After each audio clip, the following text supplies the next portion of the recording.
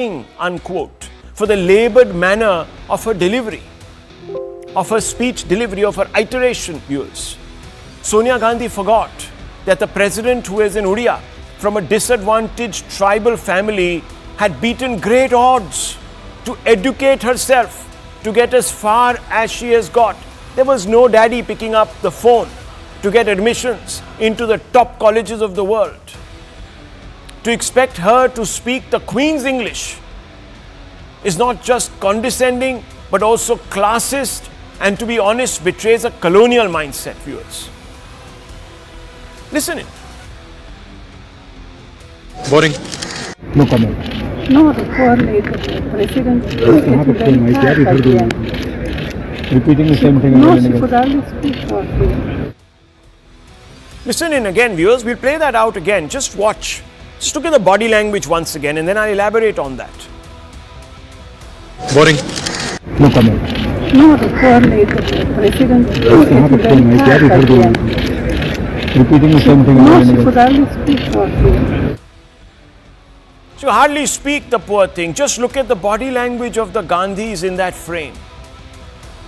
Doesn't it appear as if though they are clearly playing to the galleries? Doesn't it appear that they are relishing the spotlight?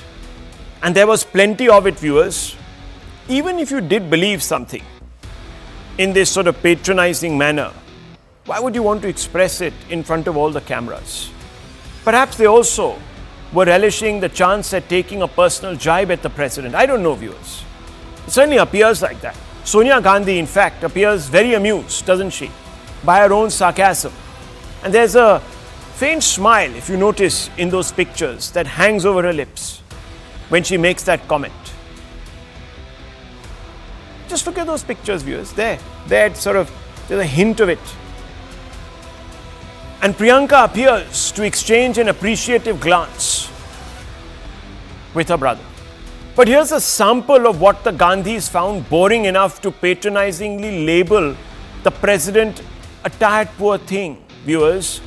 This is what the president was speaking about at length, laboriously, because these are the kind of points that need to be labored upon, viewers. Listen.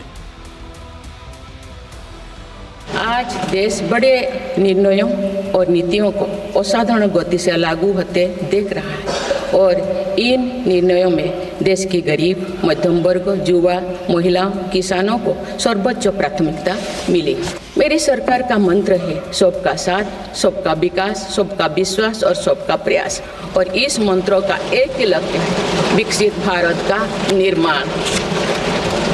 माननीय सदस्यगण, जब देश के विकास का लाभ अंतिम पायदान पर खड़े व्यक्ति को भी मिलने लगता है तो भी विकास सार्थक होता है। मेरी अंत्योदय की वह भावना है जिसके प्रति मेरी सरकार संकल्पित रही है।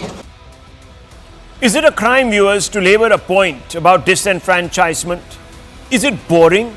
The Prime Minister, who has been a victim of patrician Congress condescension, slammed the Gandhis for displaying a sense of monarchical entitlement. Listen in. Congress का शाही परिवार उनके अपमान पर उतर आया है। शाही परिवार के एक सदस्य ने कहा कि आदिवासी बेटी ने बोरिंग भाषण दिया। दूसरी सदस्य तो इससे भी एक कदम आगे बढ़ गई। उन्होंने राष्ट्रपति जी को पुअर थिंग कहा, गरीब कहा और चीज कहा, थकी हुई कहा। एक आदिवासी बेटी का बोलना इनको बोरिंग लगता है। ये देश के 10 करोड़ आदिवासी भाई बहनों का अपमान है। Later, in an effort to damage control, Priyanka Gandhi Vadra defended her mother, saying she was a 78-year-old lady. As if age would explain Sonia Gandhi's impatience. If age is the problem, then imagine how impatient the 82-year-old Congress President Mr. Kharge must be, viewers. And what explains the boredom of a 50-something perennially evergreen Rahul Gandhi? Age isn't the problem, mindset is. as some people are saying today on social media across the length and breadth of the country. The patricians in the Congress have been patronizing in the past too when it comes to Droupadi Murmu. Ajoy Kumar, on July 13th, 2022, he is of course a member of the Congress party, said NDA's presidential candidate Droupadi Murmu represents a very evil philosophy of India. I don't know, viewers, what he's talking about. A.R. Chaudhary, Adhir Ranjan Chaudhary, July 29, 2022, apologized to President Murmu for his Rashtra Patni remark. He called her a Rashtra Patni, viewers, objectifying the president. Udit Raj, October 5th, 2022, said, no country should get a president like Droupadi Murmu. Chamchagiri also has its limits, unquote. This brings us to ask several questions. What is so boring about President Murmu talking at length about marginalized Indians and their needs? Isn't the phrase, quote, poor thing, unquote, or bechari, insulting to the dignity of an individual who takes pride in having independently made her way through life? Isn't labeling Murmu's style of delivery as tired an insult to the courage it took for her to speak in a language other than her native tongue? Is the Congress party's problem with President Murmu's speech or with the personage of the president itself? Viewers, we have to ask these questions tonight. This is a very serious debate.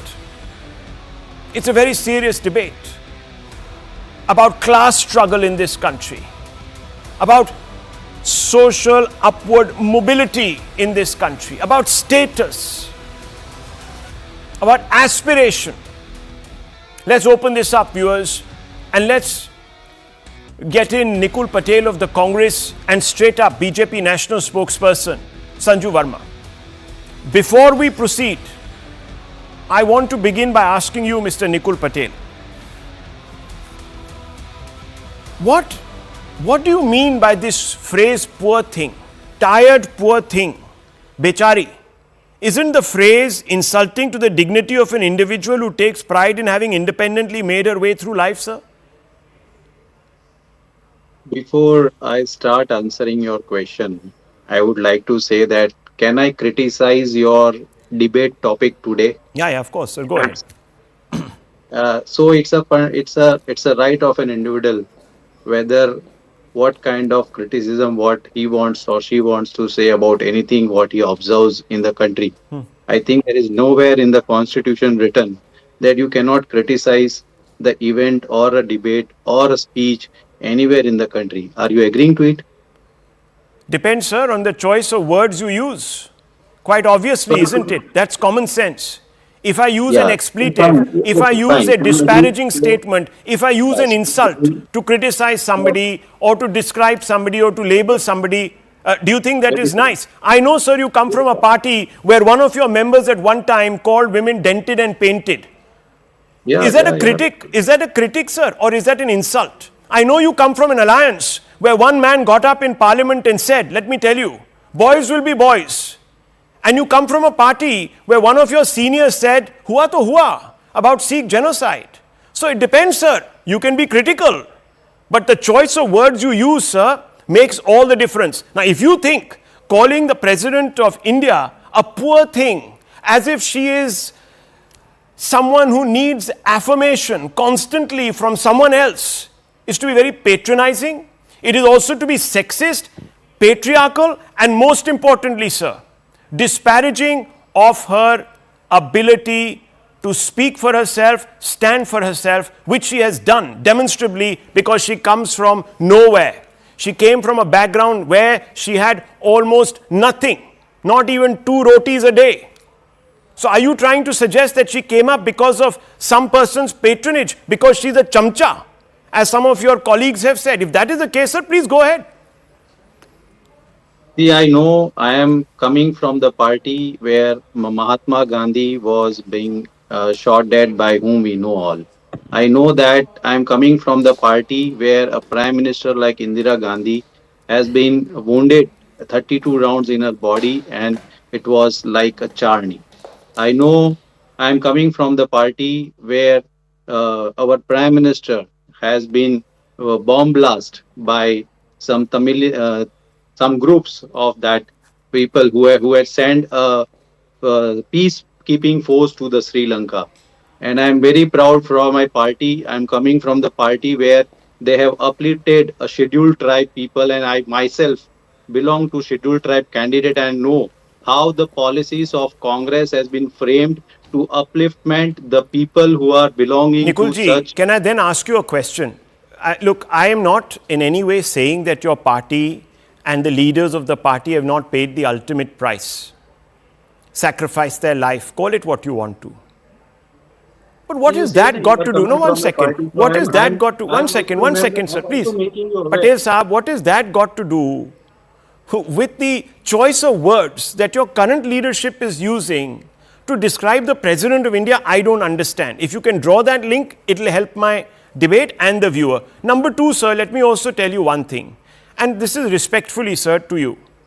Nikulji, if you believe in the upliftment of those who are the most backward, why did you oppose the candidature of Droupadi Murmu?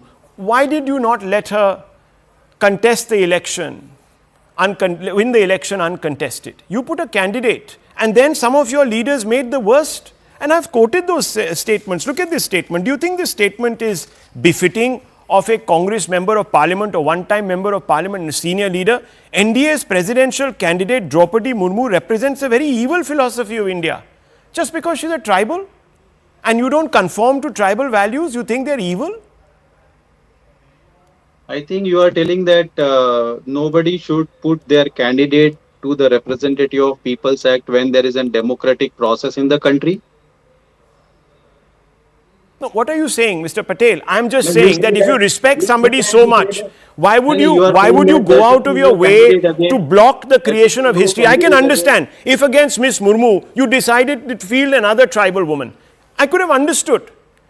You yourself have accused the BJP of not letting, for example, a Dalit to rise to the position of a president of the party. You yourself have said it. So are you saying that all those elections should be uncontested? So please, sir, please balance out the debate by picking like-for-like examples. You are putting logical arguments. I am putting my logical arguments. Let people of the country decide. Fair enough. Let me bring in Sanju Verma. I want to ask Sanju Verma. Sanju Verma, what do you make today of this statement? Why are you so agitated? Nikul Patel is saying, and he's saying it very openly and clearly, we have a right to criticize. What's your problem? Aren't we living in a democracy?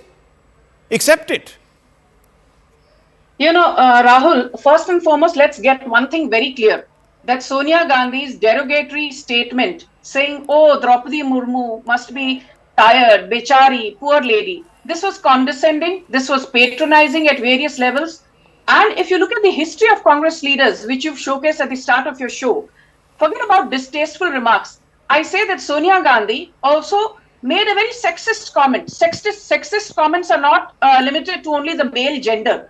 You know, Droupadi Murmu has been subjected to color shaming. Droupadi Murmu has been subjected to age shaming. Droupadi Murmu has been subjected to body shaming. You know, I can't forget Dr. Ajay Kumar, the national spokesperson of the Congress party, who speaks on the party's behalf and not as an individual, saying that, you know, Droupadi Murmu represents the evil philosophy of the RSS and the BJP. Till date, there has been no apology forthcoming from his end. Don't forget, Adhir Ranjan Chaudhary, today the Congress may have virtually abandoned him, but he called Droupadi Murmu Rashtra Patni. And when questioned, he said, Arey, mujhe, you know, I am not too well versed with the nuances and semantics of the Hindi language.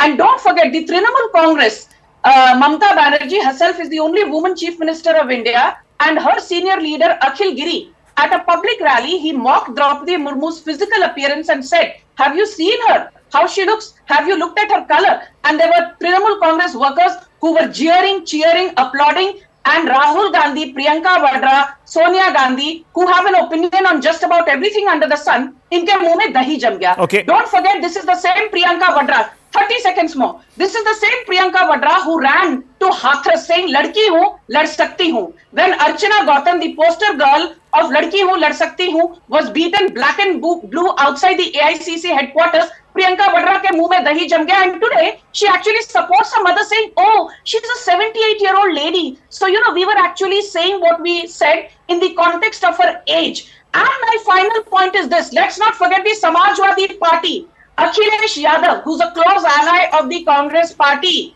Akhilesh Yadav, after Droupadi Murmu became the president, said, अरे द्रौपदी मुर्मू के president बनने से क्या फर्क पड़ेगा, ये तो अंगूठा छाप है, जो मोदी जी कहेंगे ये तो उनकी कठपुतली है, वहीं पर अंगूठा और अंगूठे का छाप लगा देंगी. So from being called a Charan Chumbak to being called a Chamchi to being called a handmaiden of the Modi government to being called an Angutha Chap. Clearly. I just want to end by saying one thing. Droupadi Murmu was a humble teacher at Rairanpur, became an MLA in Rairanpur, became a MOS independent charge in the Odisha cabinet ages back, and then became the longest serving governor of Jharkhand. And today, from a small place called Mayurbhanj, the remotest part of Odisha, she is today the second woman president after Pratibha Patil. Is there a pattern, and the viewers? Only tribal president, and the only tribal president of India. Is there a let's pattern? give her Viewers, some is there a respect. pattern? That's the fundamental question. I want to bring in Dr. Ranganathan and also Dr. Suman C. Raman as well as Karan Verma. I want to bring them all three in now.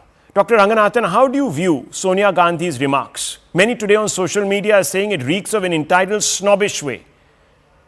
BJP is calling her an elitist.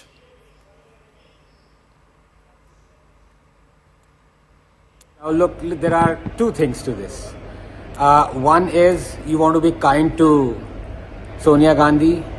The other is you want to perceive Sonia Gandhi as what the reality of Sonia Gandhi is.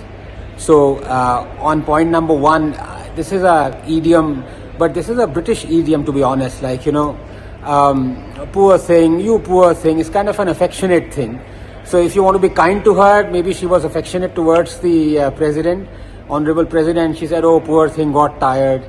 I remember in England, I once asked my supervisor, how are you feeling? And he said, not too bad. And I said, why, what happened? Why are you feeling a little bit bad? So, these kind of expressions are very stereotypical. They're British. So I don't know why Sonia Gandhi is using it in the first place, because she's Italian. But even if, she's kind of imbibed that, if it is affectionate, then yes, it can be excused. But if it isn't, if she is trying to show the president her place, then I think it's reprehensible, because the honorable president is from the tribal community, and it is an absolute honor to have her as our president. And any disrespect to her is disrespect to India and to the chair of the president. So I think if she's done it deliberately, I think it's absolutely reprehensible, and an apology is called for. And secondly, for her to do this, she's, first of all, let's stop calling such people elite.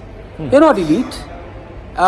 Elite are people who are meritorious, who've got some quality, who've, come to a place that they've deserved to come to. She's entitled. I don't know what her level of education is, maybe in terms of Indian equivalent 10th class or 12th class pass, whatever it may be. But I would never denigrate Sonia Gandhi in terms of that she is not educated or she was working in a lounge or a bar or whatever it was. But I would never denigrate her profession. Every profession is beautiful, it's wonderful. It's the people who make that profession. So I think that's where I would leave it. If you want to be kind to Sonia Gandhi, then yes, it was an expression of affection towards the president. And if you want to be realistic, knowing what Sonia Gandhi is all about, then yes, I think an apology is merited. Okay, an apology is merited. Dr. Raman, let me come out to you, because this is an important conversation we're having. And I started by saying that this sort of, hits at the class biases that still exist in our country. If you want to look at it from that framework, if you want to be charitable, of course, anything is excusable. So, Dr. Raman, can you explain to me, why would now, you probably did so, I did so. I remember when Mr. Sharad Pawar led a rebellion against Sonia Gandhi, calling her a foreigner. Italian. And he said, I don't want to ever be ruled by an Italian, etc., etc. At that time, a large number of people said that this was a very unfortunate characterization. I'm sure you would have agreed with it. You would have not thought that that kind of label should have been used against someone who is married into a family who is, at least on the face of it, attempted to adopt Indian culture, traditions, etc., and some even say the religion. I don't know. The language, certainly. So, I have to ask you this. When someone like that turns around and labels Murmu's style of delivery as tired, as an insult, don't you think it's an insult to the courage it took for her to speak in a language other than a native tongue? I mean, Sonia Gandhi, of all people, should have identified with that and appreciated that. But that's the one thing she chose to pull her down. Rahul, first of all, I want to congratulate you. Because on a day when the economic survey has been released, when the budget is coming up tomorrow, when the stampede has occurred, just a couple of days ago, we find that this is simply the most important topic for the prime time debate. So I congratulate you on that. The second part is, I think that you should be awarded a degree in psychology, clinical psychology, because you are able to read body language, you are able to read inflections in tone of voice, which most normal people who do not have a professional, you are able to see the style. I can't hear you. Something has gone wrong with your connection. Can you boost No, it, no. please? Hello. Yeah. I like to hear about myself. So boost your audio, please. Yeah. It's not coming through clearly. I'll definitely. See, I was saying, Rahul, that Yeah. you should be given a degree in clinical psychology. Psychology, okay. Because you're able to read body language. You're able to read inflections in tone of voice. You're able to see smiles, which none of us are able to see. So I want to congratulate you twice. First, for picking this topic today, which is truly a landmark topic that merits national attention. And second, also for the fact that your skills in body language. Look, this was a completely, to me, and I'm a doctor, to me this seemed to be just like an innocent statement, saying that here is a lady who has had to speak for 59 minutes, which is a long time. And she said, she very clearly said the first time she sounded tired, poor lady, right? If that is not an expression of sympathy, I don't know what is. I mean, so how would you react to what Priyanka came out and said? Then Priyanka Gandhi Vadra need not have come out and said, oh, please, my mother didn't mean any insult. She's a 78-year-old lady. Yes, what do you What do you mean by this? 78-year-old lady, is she not in her cognitive senses? You explain to me, because you heard something, I also heard something. And yes, by the way, viewers, do stay on, because in about 7 minutes, one second. By the way, viewers, in about 7 minutes, we will be having a very deep dive into the economic survey on this very show, where Sanju Verma will be on the mat. Let me also tell you that. So at no level is anyone going to get a free pass. So I'll come to that in just a few moments, but I'm not going to take the bait. Dr. Raman thinks that this is a non-issue. Fair enough, Dr. Raman, good for you.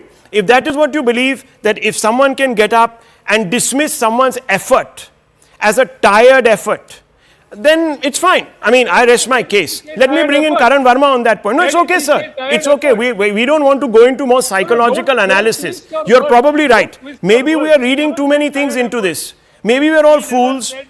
Yes, sir, it's okay. Maybe we are all fools. Maybe the Times of India and all the newspapers tomorrow will not cover this item. And if they do, if they put it on the front page, I hope you will write a letter to the editor and tell them exactly what you're telling me. No, it's okay, it's okay. It's okay, it's okay, sir. It's okay, sir, it's fine. I'm not sitting here and standing in judgment of anyone else. I'm only saying that tomorrow, if the Times of India puts it or any other newspaper puts it on the front page, I just hope you'll have the grace to give them also a tongue lashing as you have given me. But I accept it, sir. It's your view. And if you don't think it's a matter of any concern, well, sir, I don't know what to say. But Karan Verma might have a few words to say. Karan Verma, would you like to say a few words here? Yeah, please. Dr. Sumansi Raman used the word innocent. That is what happens with entitlement. Often the entitled feel that this is innocent. It was innocent for Rahul Gandhi to enter in the parliament and push aside an elderly MP, Sarangi ji, and say it was innocent. This wasn't entitlement. It was boring perhaps to walk straight, so he pushed him aside.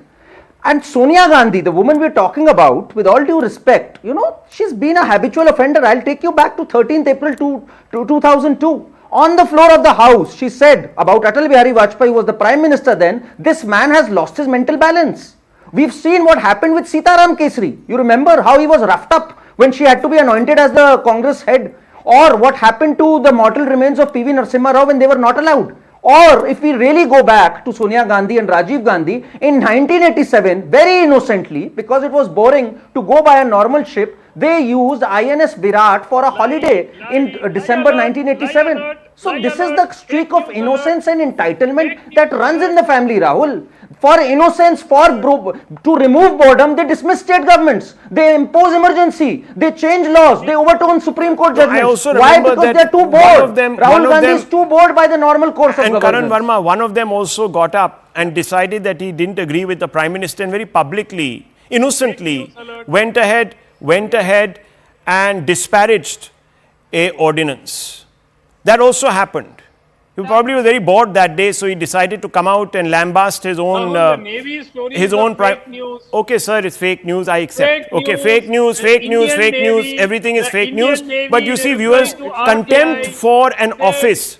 Contempt for an office. Admiral Ramdas is on record stating that it is not fake news. Don't get into this. Don't get into this, Karan Verma. Don't get into this, because everything that anyone points towards is either dumb psychological analysis or fake news. It's okay. But I just want to say very clearly, viewers, this fits a pattern. If you remember, I think the Prime Minister, Rajiv Gandhi, was one of the only ones to have sacked, in fact, or disparaged, in fact, a top official, a bureaucrat in the public domain. His son decided that he would have nothing to do with a particular policy decision taken by the cabinet of the Prime Minister he was serving, Dr. Manmohan Singh, to the point that Dr. Manmohan Singh on that day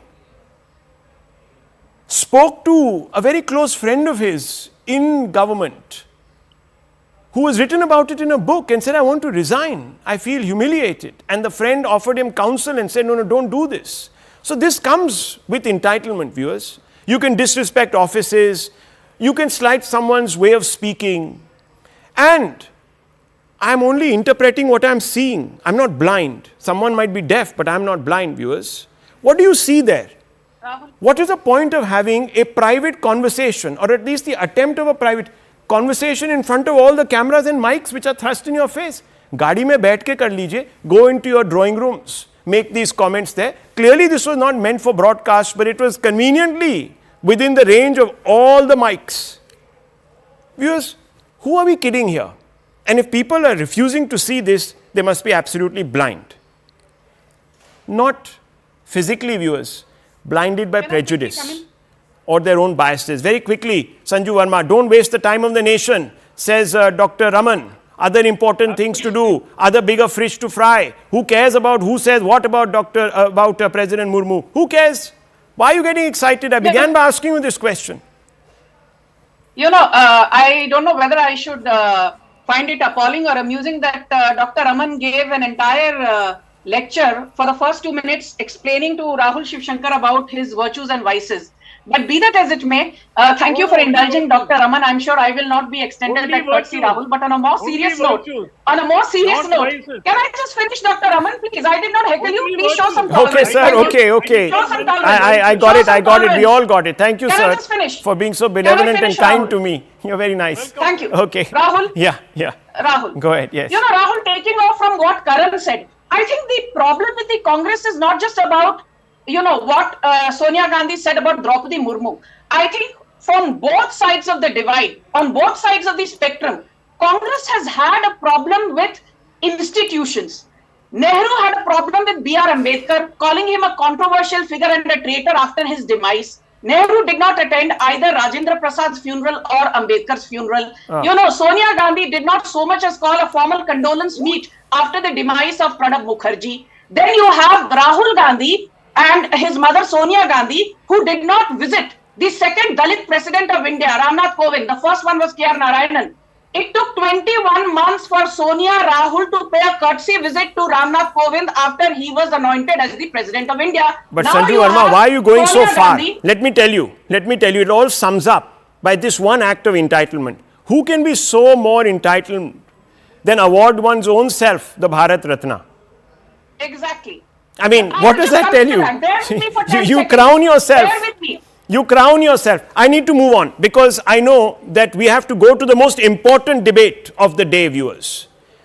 Dr. Raman is reminding us and he's counting us down. He says, don't bore the nation with this absolute piffle. So we will go to the biggest debate of the day, viewers, which is on the economy and the eco survey and what comes out of all of that.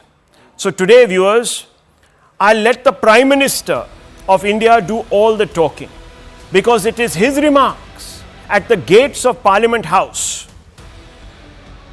that are making all the headlines. On the eve of the budget presentation, the Prime Minister expressed the hope that, quote, Ma Lakshmi would bless the middle class, unquote. Listen to this, viewers. आज budget सत्र के प्रारंभ में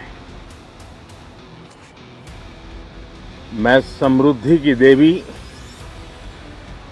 मां लक्ष्मी को प्रणाम करता हूं। मां लक्ष्मी हमें सिद्धि और विवेक देती है।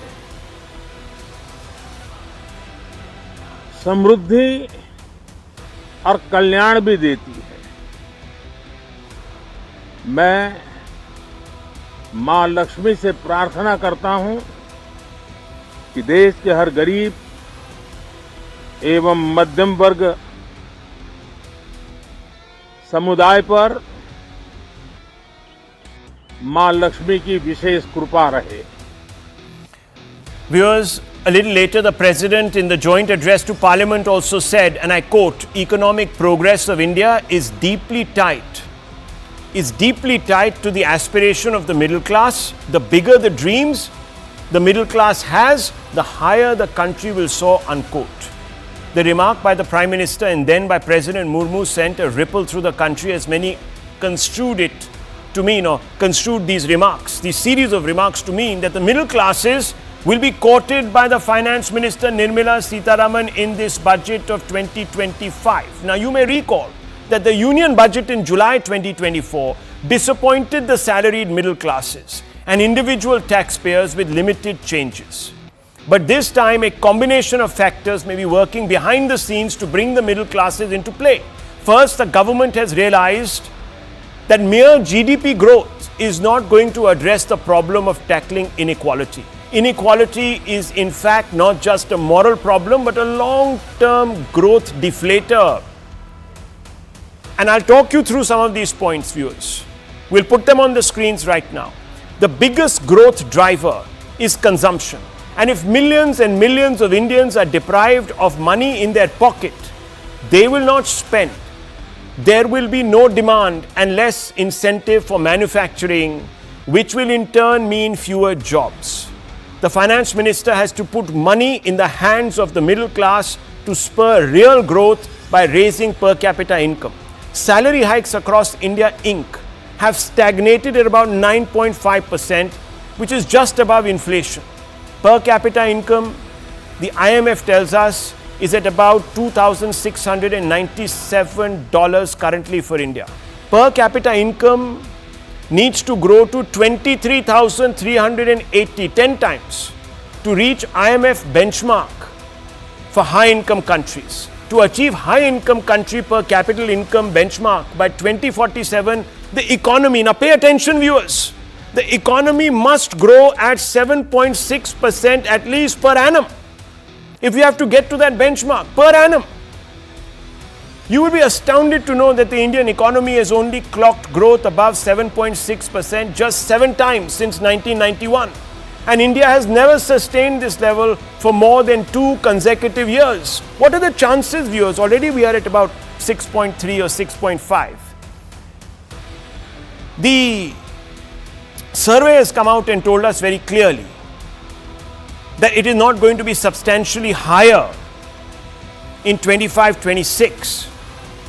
How are we going to achieve that Viksit Bharat target? How are we going to put money, viewers, in the hands of our consuming classes? And if the budget fails to boost private consumption by putting more in the hands of the middle class, it will be a huge missed opportunity.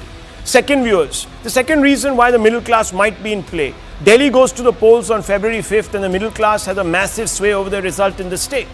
Concessions to the middle class could win the NDA. I'm not saying it will lead to some victory or bonanza at the hustings, but it could win you some additional brownie points. That might be a calculation. I'll be happy to be divested of my pessimistic assessment here. Now, the salaried class are keenly awaiting whether the upcoming budget 2025 will deliver the much needed tax relief to alleviating mounting financial pressures. The middle class expects relief in the budget on the tax costs they bear on their salary income, and there are some 5 or 6 expectations which you will see on your screens, and I want to quickly open this up, viewers.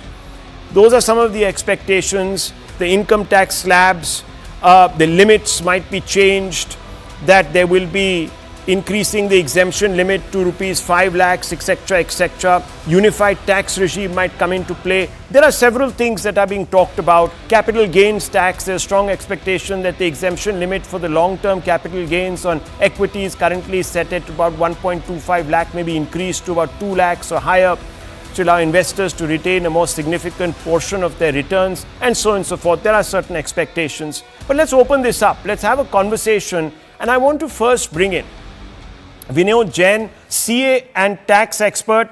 We'll bring him in just a few moments. Gautam Chikarmani, look, I've done the maths. It's pretty simple. We need to grow at a high level. We need to grow beyond 7.6%. We've had a former CEA write a whole book about getting to about 100, getting to becoming the second or world's largest economy, and so on and so forth. All of that is predicated to a certain level of growth. Now, growth by itself is not going to bring equity in society. It's not going to lead to everyone becoming rich, etc., etc. First of all, can the budget become a vehicle? Are you expecting this tomorrow? For not only putting money in the hands of the middle class so that consumption, personal consumption, private consumption gets a bit of a boost, but also do the reforms that are required for us to get up to that level? So you are raising two questions, Rahul. Yeah. And both are extremely pertinent to the budget tomorrow. First question is that is 7.5 or the number that is 7.6% that you mentioned good enough? The answer is no, but you may be confusing real growth versus nominal growth. In terms of nominal growth, we have been growing at 9 to 10%, so and we need to grow at 9 to 10%. Yeah. Nominal growth is real growth plus inflation approximately. Yeah. And so if we grow by 9 to 10% or even higher, we will easily reach Viksit Bharat target of $30 trillion economy by 2047. I don't see growth as a problem. The problem is that in the last 4 quarters, growth has been consistently falling. Manufacturing is at 2.2%. This is not to say that unlike some countries in Europe which have gone into recession, India is headed there. No. But I'm just saying the kind of growth India deserves and the kind of growth that India's potential carries and the kind of growth that the government under Prime Minister Narendra Modi has imagined is not happening. And there could be several reasons for that, and we can fix those later. The second point, you're talking about reforms. We just saw and you mentioned the economic survey. He talked about deregulation. And I don't think the government is very serious about deregulation. Jan Vishwas Act that came 2 years ago just decriminalized 113 provisions out of 26,134. Yeah. Now there is Jan Vishwas 2.0. I'm extremely hopeful that this will move forward.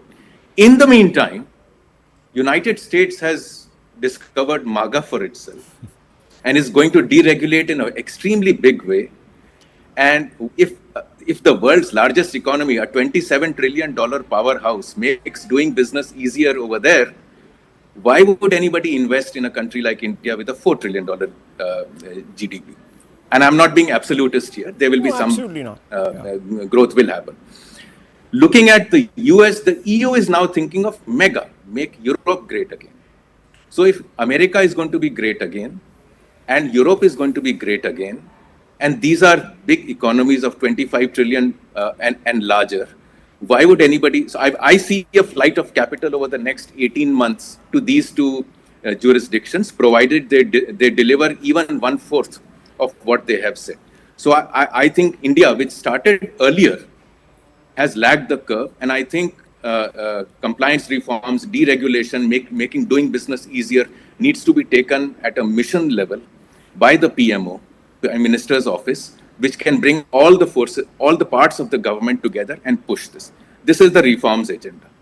As far as the middle class goes, I think, yes, there will be tax relief, but over the past 3 budgets, the middle class is like a frog in that boiling water. Yes. You began to boil the water slowly. Yeah. It began to get heated up, and today it's boiling and the frogs are leaping and they are angry. Now, whatever the government does will be less than what is expected. Exactly. It may give 4,000 rupee per month Yeah. a benefit to a household. The threshold tax, where 30% tax is levied, may go up to 50 lakh or 40 lakh. We don't, from 15 lakh or to higher. So these are the things that the budget can tinker with. Yeah. But in the meantime, the frogs are boiling. They are very angry. And you mentioned the Delhi election, so I don't know how to correlate the two. But logic tells me that it's time to bring the middle class back economically into the economic discourse, like you mentioned, in terms of consumption, but also simply in terms of inflation. Like over the past so many years, the inflation has gone up. I was just examining this number that the total income has reduced for the 5.5 to 9.5, those who earn 5.5 lakh to 9.5 lakh. The total income has reduced. So clearly there is something going on. There is a shift, and this frustration of the middle class needs to be addressed at walks. Needs to be addressed. Unfortunately, viewers, we know that we are not much of a vote bank. So we are always going to be seconded to the interests of the farmers and other more powerful vote banks that actually sway elections, and that's why perhaps we are last in the line. Now, Sanju Verma, look, I'm not only talking about the middle class here. There are expectations. What do you first of all think? Why suddenly is this middle class being courted? Why have we become so important? Please, I would also love you to school us, because you have a very, very, very good economic understanding. So school us. Are we being too greedy? We want to give. We don't mind paying taxes. We know that we have a particular responsibility, but I think sometimes we are taken advantage of, and that worries me. And that's what's happening, isn't it? Okay. Rahul, thank you for having such a sane debate on a very important issue very quickly. And I would request that my chain of thought not be broken. You're free to ask me any tough questions as you will. I'm there to handle them and tackle them. First and foremost, what has the Modi government done for the middle class? I always say that enough is never enough. The middle class needs to be pampered more. Having put that disclaimer out there, let me tell you that the tax exemption limit was earlier 2 lakh. Now it is between 2.5 to 3 lakh per annum based on the age bracket. Earlier, the 30% tax rate kicked in at 10 lakh per annum salary. Today, it kicks in at 15 lakh per annum salary. Earlier, the tax rebate was 2,000 rupees annually. Today, it is 25,000 rupees. Earlier, the standard deduction was 30,000 rupees. Last year, the standard deduction was raised from 50,000 rupees per annum to 75,000 rupees per annum. Earlier, the tax rebate was applicable only to an annual income of rupees 5 lakhs. Today, the tax rate is applicable to an annual income of rupees 7.75 lakh, which means if you take tax rebate under section 87C till an income of 7.75 lakh, you actually end up paying zero tax. Then let me break it down very quickly in 10 seconds for the benefit of your audience in terms of hard numbers, because I say that, numbers do the talking. People say, oh, India's per capita income is less. Yes, our per capita income is $2,500 or $2,800. Luxembourg's is $143,000. Iceland's is $59,000. Brunei's is $87,000. Norway's is $56,000. But I wouldn't want to stay in Luxembourg or Brunei, where Luxembourg is only a tax haven and Brunei is entirely an oil-dependent economy. They are running only one horse. The most important point, and I am doing research on this particular aspect. I've also released a small paper on this. Okay. The World Bank says, and now the IMF says, I've written on this, I'll share my paper with you. Don't look at just per capita income. Look at per capita household wealth. And the World Bank says that India's per capita household wealth is 20 trillion, $20 trillion, which means India's per capita household wealth is $15,000 per capita. Yes, the US has a per capita income of more than $78,000 or $79,000, but wait, you know what the debt to income of US is? It is 62.3% of GDP. What is the household debt to GDP of India? Only 17.4. I have in my study found that every US household has an average debt. Please, 10 seconds. Every US household has an average debt of $247,000. Every US citizen carries on his head an average debt of $107,000. So just looking at per capita income in isolation is not the way to look at things in a more holistic way, is the way you should be doing it. My last point on GST, because people say GST ne barbad kar diya. Rice, dal, atta, suji, besan, bajra, ragi, dahi, lassi, eggs, poultry, meat, fish, chicken, as long as they are not branded, they are not pre-labeled, they are not pre-packaged, the GST on all these essential items is zero. If they are pre-branded, pre-labeled, even then it is only 5%. Okay, I'll just ask a simple question. Please. My final point, please bear with me for 20 seconds, like Dr. Ranganathan says, and you always indulge him. The biggest allegation is jobs. The RBI says in the last 10 years under Modi government, we created an additional 17.9 crore jobs with a 36% job growth. Under UPA from 2004 to 2014, we only created 2.9 crore jobs with a measly job growth of just 6%. So this whole narrative that jobs are not being created is a whole lot of balderdash. Okay, and look, Mr. Chikarmane, just one point. No, I need to now move on. Yeah. Can I please make just one point to him? Very humbly, he said there will be flight of capital. Mr. Chikarmane, with no offense to you, I just got data in my hands that last year 77 million square feet of commercial space was leased out in India. Of that, 28 million square feet of commercial space was leased out to foreigners and overseas enterprises. Okay, look. There is no flight of capital. I think he's talking in the future when these economies begin to take the steps that we are apprehending they will take. I think that's what he meant, that will lead to a flight of capital. But I just want to quickly bring in Comma Consulting's Rajiv Desai. Mr. Desai, all these statistics are fine. You can throw them out there. Just a very simple question. If that was so, why isn't the middle class and the other substratum spending? What's the problem? If they have so much money, if they're so well off, if they're so comfortable, where's the consumption? I have a feeling that in looking at numbers and percentages and growth rates and deltas and so forth, we're missing the point. We're like arranging deck chairs on the Titanic. Fact of the matter is that we need to grow the economy dramatically. If we have to grow but grow with some degree of equity, you need still larger growth rates. Okay.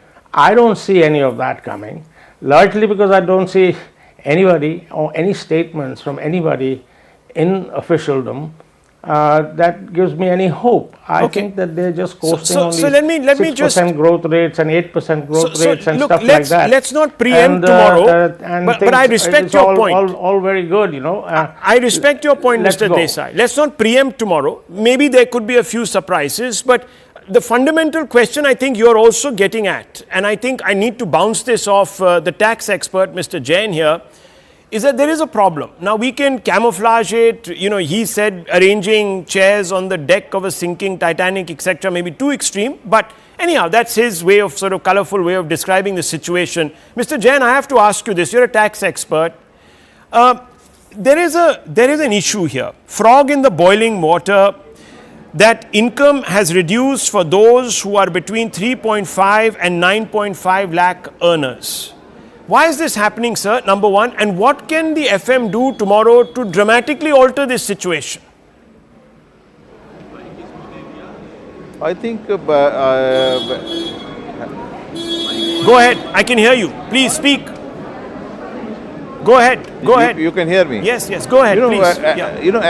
Actually the numbers which you see, based on the bare reading of the law, are not the real number of taxation. If you see old scheme vis-a-vis new scheme, in old scheme, our calculation is somebody who is drawing about 15 lakhs or even 20 lakhs, practically is not required to pay any major taxes because of the various kinds of deductions which are available in terms of house rent allowance, in terms of various other benefits which are available in terms of the income tax law as far as the old scheme is concerned. And it is only people who really don't want to opt that old scheme need to go to this new scheme, the rates of which you are really referring to. The only point which I am trying to make here is that possibly the Honorable Finance Minister is trying to shift from old scheme to new scheme under a thought that in the new scheme practically we don't provide any deductions, and in the old scheme we continue to provide all the deductions. And in the new scheme... So you're saying there's going to be a unification tomorrow. Let's not get all excited. There'll be a unification of the schemes. There'll be nothing much more than that. That's what you're basically saying. Okay. No, I'm not saying that. Please don't put your words in my mouth. Okay. What I'm trying to say is, I am expecting a major benefit coming from the Finance Minister in the new scheme. And which will equalize the new scheme and the old scheme. Okay. And in that case, I think it will, the whole thing will be very clear to people that maybe up to 10 lakhs, 15 lakhs, there is hardly any tax which a taxpayer is paying. Because these misnomers, people keep on saying without even actually going through the... So you're saying in the new scheme there's going to be a big intervention. We'll see tomorrow. We'll of course connect back with you, Mr. Jain, for sure. But I want to bring in Dr. Ranganathan. Your thoughts, Dr. Ranganathan. Finally, the FM looking to court the middle class. Poll compulsion or eco-pragmatism? Look, Rahul, that's an interesting question. But before I answer it, I think we need to get a couple of specifics sorted. Number one, what is a middle class? What are the aspirations of middle class? And what are the SOPs, quote unquote, that the finance minister can give to the middle class? So, and why is the middle class always aggrieved? Let's be honest out here, to quote the middle class is one of the most difficult things to do, and this is not, I'm saying in anger at the middle class. We are amongst the middle class, aren't we? But the fact of the matter is, the middle class runs the country. Only 2% of adult Indians pay tax. In the UK, it is 66%. And every time this government thinks of having a new scheme, welfare, justifiably so, for the benefit of the Indian population, it extracts the money from the middle class. Perhaps less and less from the corporate, more and more from the middle class. It finds it easier to squeeze. Yes, it does give us SOPs from time to time and kind of tom-toms that look, we're doing something for the middle class. At the end of the day, the middle class is running the country. Let's be honest about it. The taxes that are extracted from us, I would say unfairly at times, the slabs are high, but we don't mind paying taxes as long as they are used efficiently and they are used for the right purposes. The question is, are they? Now you look at the debt, not just of the country, you look at the states. The states have an accumulated debt of almost 80 lakh crores. The freebie culture is well and truly entrenched. We've seen it election after election. Freebie culture is well and truly entrenched. Yes, I think you're right. And that's where we have that big problem, that you're giving away our money for small change or sometimes for free. That's really a problem. Now, look, no one's grudging the fact that people need to be brought out of poverty, etc. But we can't have that kind of wastefulness, because that only benefits the politicians. Viewers, let's see tomorrow if FM lives up to this hype that is being created in some ways, even by that Prime Minister's statement and the President's reiteration. It's going to be interesting tomorrow to see. Viewers, tune in from the very early morning, 7 a.m. for our budget coverage. We'll be there with you to break it down.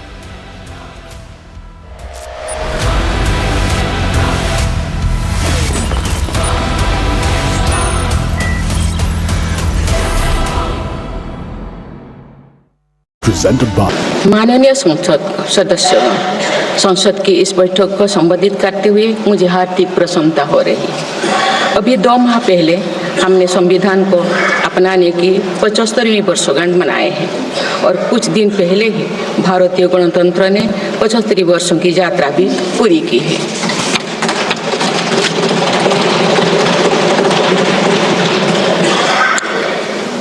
ये अवसर लोकतंत्र की जननी के रूप में भारत के गौरव को नई ऊंचाई देगा। मैं सभी देशवासियों की तरफ से बाबा साहेब आम्बेडकर समेत सभी संविधान निर्माताओं को नमन करती हूँ। माननीय सदस्यगण, इस समय देश में महाकुंभ का ऐतिहासिक पर्व भी चल रहा है। महाकुंभ भारत की सांस्कृतिक परंपरा का, भारत की सामाजिक चेतना का पर्व है। देश और दुनिया से आए करोड़ों श्रद्धालुओं प्रयागराज में पूर्ण स्नान कर चुके हैं। मैं मोनो अमावस्या के दिन हुई हादसे पर अपना दुख व्यक्त करती हूँ। घायलों के शीघ्र स्वस्थ होने की कामना करती हूँ। कुछ दिन पहले ही हमने देश के पूर्व प्रधानमंत्री डॉक्टर मनमोहन सिंह जी को खोए हैं। मनमोहन सिंह जी ने 10 वर्ष तक प्रधानमंत्री के रूप में देश की सेवा की। वे लंबे समय तक संसद के सदस्य भी रहे। मैं मनमोहन सिंह जी को भावभीनी श्रद्धांजलि अर्पित करती हूँ। माननीय सदस्यगण, भारत की विकास यात्रा की इस अमृतकाल को आज मेरी सरकार अभूतपूर्व उपलब्धियों के माध्यम से नई ऊर्जा दे रही है। तीसरे कार्यकाल में 3 गुना तेज गति से काम हो रहा है। आज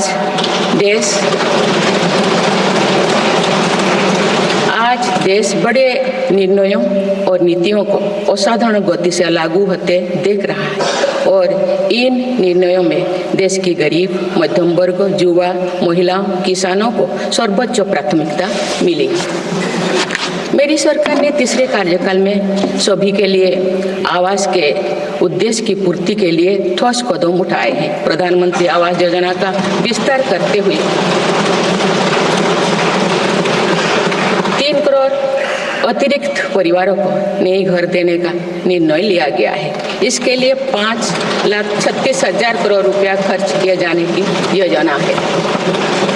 मेरी सरकार गांव में गरीबों की उनकी आवासीय भूमि का हक देने और वित्तीय समावेशन के लिए प्रतिबद्ध है।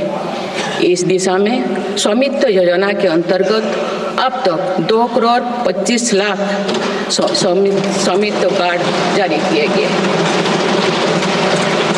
इनमें से करीब 70 लाख स्वामित्व कार्ड पिछले 6 महीने से जारी किए। पीएम किसान सम्मान निधि के तहत करोड़ों किसानों को पिछले महीने में 41,000 करोड़ रुपया की राशि का भुगतान हुआ है। जनजातीय समाज के 5 करोड़ लोगों के लिए धरती व जनजातीय ग्राम उत्कर्ष अभियान प्रारंभ हुआ है। इसके लिए 80,000 करोड़ रुपये का प्रावधान किया गया है। आयुष्मान भारत योजना के अंतर्गत 70 वर्षों और उससे अधिक उम्र के 6 करोड़ वरिष्ठ नागरिकों को स्वास्थ्य बीमा देने का फैसला हुआ है। इन्हें हर वर्ष 5 लाख रुपए का हेल्थ कवर मिलेगा। छोटे उद्यमियों के लिए मुद्रा ऋण की सीमा 10 लाख रुपए से बढ़कर 20 लाख रुपया कर दी गई है। मेरी सरकार ने युवाओं की शिक्षा और उनके लिए रोजगार के नए अवसर तैयार करने पर विशेष फोकस किया है। मेधावी छात्रों को उच्च शिक्षा में वित्तीय सहायता देने के लिए पीएम विद्यालक्ष्मी योजना शुरू की गई है। 1 करोड़ युवाओं को शीर्ष 500 कंपनियों में इंटर्नशिप के अवसर भी दिए जाएंगे। पेपर लीक की घटनाओं को रोकने और भर्ती में पारदर्शिता सुनिश्चित करने के लिए नया कानून लागू किया गया है। सहकार से समृद्धि की भावना पर चलते हुए सरकार ने त्रिभुवन सहकारी यूनिवर्सिटी की स्थापना को प्रस्ताव स्वीकृत किया है। सरकार ने प्रधानमंत्री ग्राम सड़क योजना के 4थे चरण में 25,000 बस्तियों को जोड़ने के लिए 70,000 करोड़ रुपया स्वीकृत किए हैं।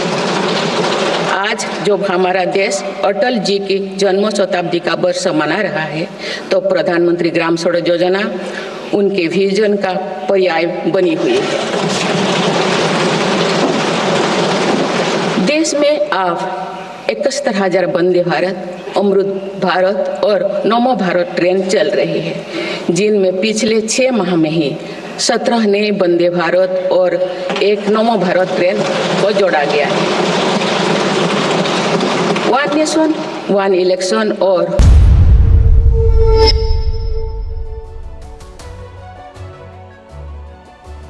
Hello, Namaskar. This is First Post and you're watching Vantage with me, Palki Sharma.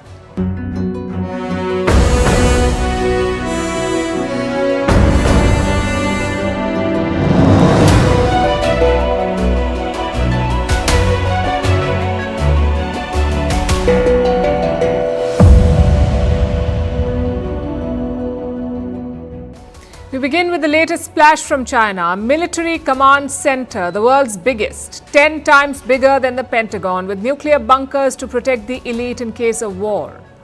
Why and where is China building this military city? And how is the world reacting? We'll tell you all about it. In India, the economic survey is out a day before the budget day. It's basically a blueprint and the government's assessment of the economy, the status, the priority.